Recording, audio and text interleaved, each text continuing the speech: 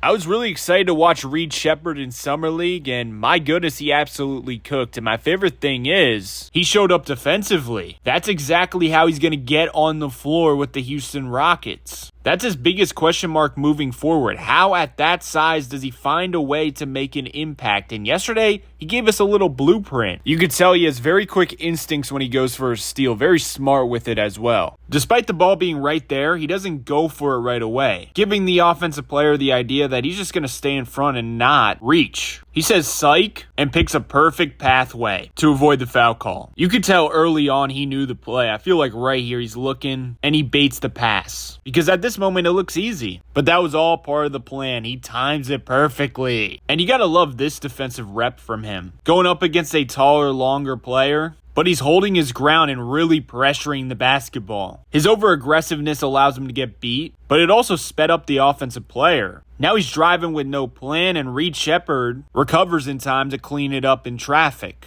That's going to be one of his keys defensively. Can he pressure the ball like that without just getting beat off the dribble? But again, he has such quick hands, he's able to make something happen in this one-on-two situation. I really believe he has potential to be an average NBA defender. He's very quick side to side, but also quick with his mind and his hands to get steals and deflections. If the offensive player is being lackadaisical with the pass, he's going to make you pay. But also, I think he can hold his ground better than given credit for. Obviously, at times, he's going to get abused in that aspect. But learning from a guy like Fred VanVleet should definitely help his growth. My point is, the IQ and also the effort level is there. He's definitely going to give it his best shot on that end of the floor. And as you know, trying and just giving a shit can go a long way defensively. But also, how about his passing ability? He was such a great point guard yesterday. Starts out the game in the pick and roll. Look where he picks up his dribble. He was able to process in a couple seconds that guy in the corner will be more open. Now here they switch the pick and roll. The big forward gets physical with him, but he knows he has the speed advantage. He jump stops through the first steal attempt and then wraps around the rim protector. And guess what? A few seconds later, butt booty naked open three created. His teammate just passed it up. And then he's got that point guard gene where if he gets the rebound, he's always looking up, looking to advance the ball as quick as possible. Not only did he do this once, but he did it twice. And my goodness, he was playing at his own pace. He was dictating the speed of the game. They are pressing him full court, so he's quick with it right away. Then he slows down to take the screen, slows up even more once the big man commits to him, allowing his guy to roll. And once his big man is deep in the paint, he accelerates. And as soon as he sees his lob threat get inside position on that help defender, he jumps to make sure he can get it over that long defender, and it's an easy dunk. Now this time they're playing the lob. At this point, the defense believes he's throwing that lob, but once again, it's all a part of the plan.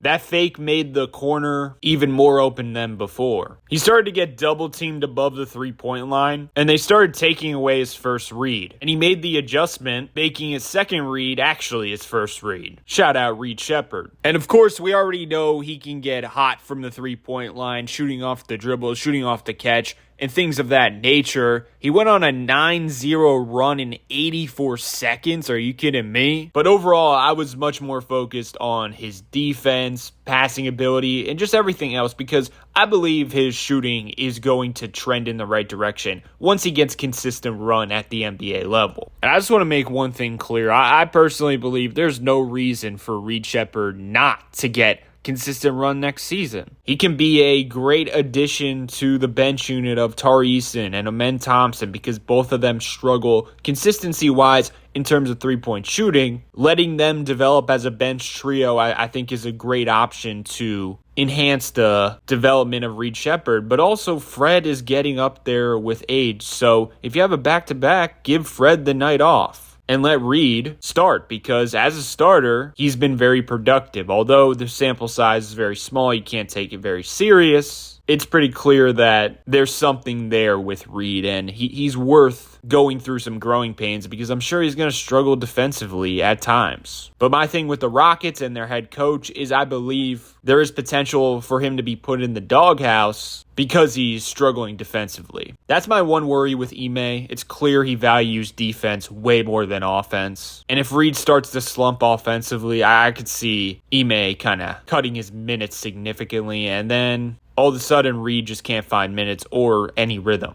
But it definitely should be a priority to at least have him as an option come playoff time. Because with his three-point shooting, he can swing a game if he gets hot. And another thing is, the Rockets have so many defenders. You can hide him if you put him in the right lineups. Another fear is I think at times he can potentially be outplaying Fred, but we know Ime is not going to bench Fred for Reed Sheppard. Like, that's just not going to happen. I'm excited to see him next year. Let me know your thoughts on all that below. Have yourself a great day and peace out.